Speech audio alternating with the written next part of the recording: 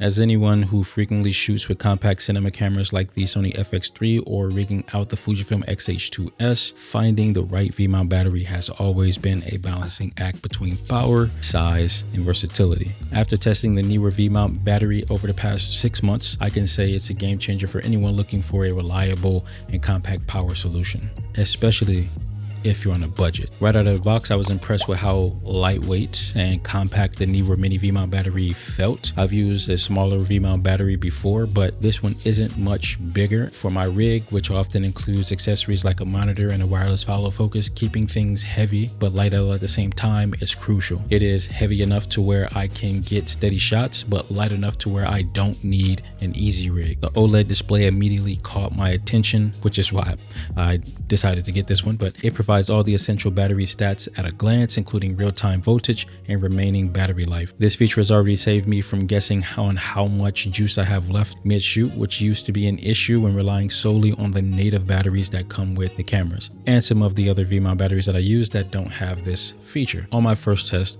I mounted the Neewer battery onto my rig with the Fujifilm X-H2S and the Portkeys monitor and the Magic Fizz follow focus, and it powered the entire rig for an entire shoot. It dropped 1 notch by the end of the shoot when I was done. That's more than enough for most of the shoots that I'll be using this battery for, and I still had battery left on that shoot to power some accessories via the D-tap and USB-A ports. I also love the 65-watt power delivery Type-C port, which allowed me to charge my iPad Pro during a shoot without needing to bring an extra charger. Now, how I had this set up was I had the iPad connected to a Focusrite that was connected to an amp that was recording live music, and it worked perfectly, kept the iPad charged. I had an internal battery in the camera, so I did not need the V-mount. I just needed to make sure the iPad was charged. Now I had to do all of this because I left my portable charger at home, but knowing that the V-mount battery, the Neewer V-mount battery, had these port options, I was able to save that shoot. All of the extra ports alone, plus the OLED, has been a lifesaver so far when I was shooting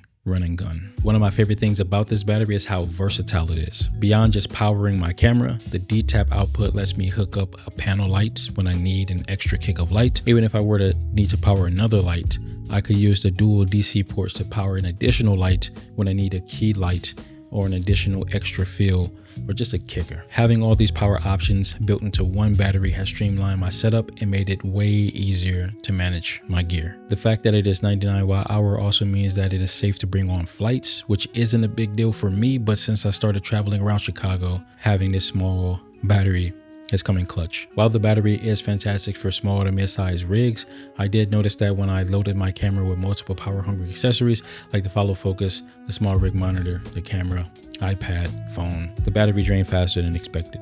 I mean, I did overload it at that point, but I can think of a few workarounds like keeping a battery in the camera and then using a USB-C for power delivery when I don't need that port.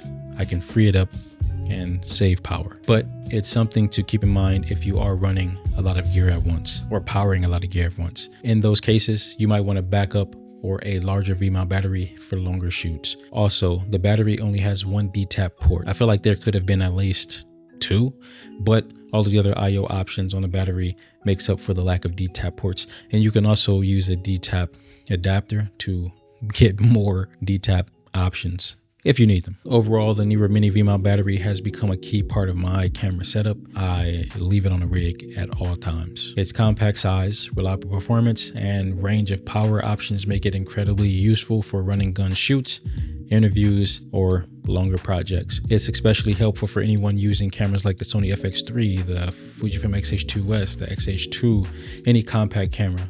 It is a great battery for rigging up. Now, if you're looking for a battery that can handle a variety of setups without weighing down your rig, but making it heavy enough and sturdy enough to get steady shots, especially if you're using cinema lenses, I recommend this one. It's a solid investment, and I'm already planning on grabbing a second one for backup. Here's some pros and cons to consider if you're looking into picking up this battery. Pros: compact and lightweight, perfect for small rigs, clear OLED display for battery monitoring, multiple output options for accessories like D-tap, USB-A, USB-C, Type-C, dual DC ports, air travel compliant at 99 watt-hour capacity, and 65 watt Type-C for charging laptops and other devices and powering the camera.